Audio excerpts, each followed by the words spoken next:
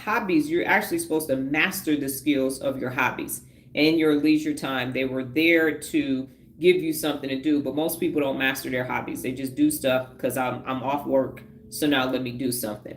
But drink water first, got you. My routine is out of order. Yes, sir. And so, and the other thing we talked about is unaccountable people saying that you need to be compatible with the person that you're in a relationship with. And I would say that that's not true. Because if you have everything in common with the people around you, you're not learning and growing. You're staying the same. It would be better for you to be in relationships with people that you don't have commonalities with. So now you have all of these growth opportunities that you can learn and grow and develop from. Because I couldn't figure out why. I was like, I ain't never really had nothing in common with anybody. But it's because I'm not looking for me. I already know me. I need something different as an interaction. Regina said, an obstacle is anything that keeps me from achieving my goal. Yes, ma'am. Nola, I learned about myself. I used to act majority off and my right amygdala instead of my prefrontal cortex. That is correct.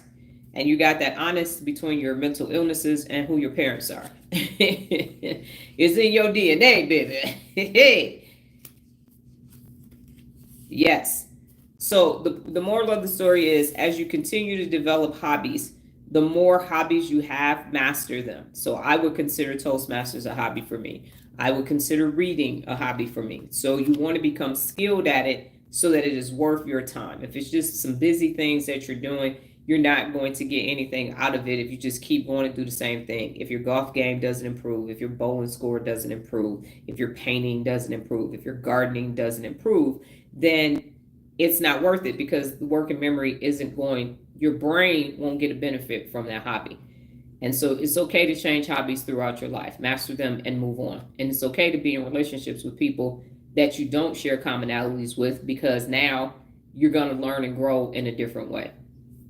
Okay, anything else for me before we get out of here?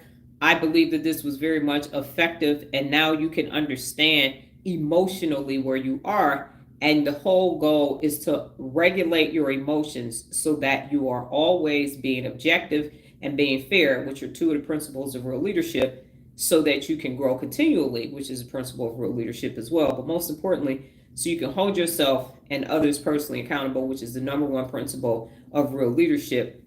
23 is the number, Regina, so that you can grow and go.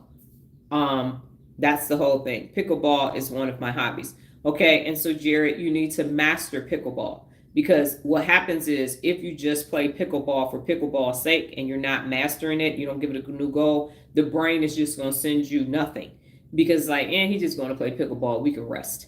So yes, ma'am, we're getting ready to go. So have a good rest of your day, Regina.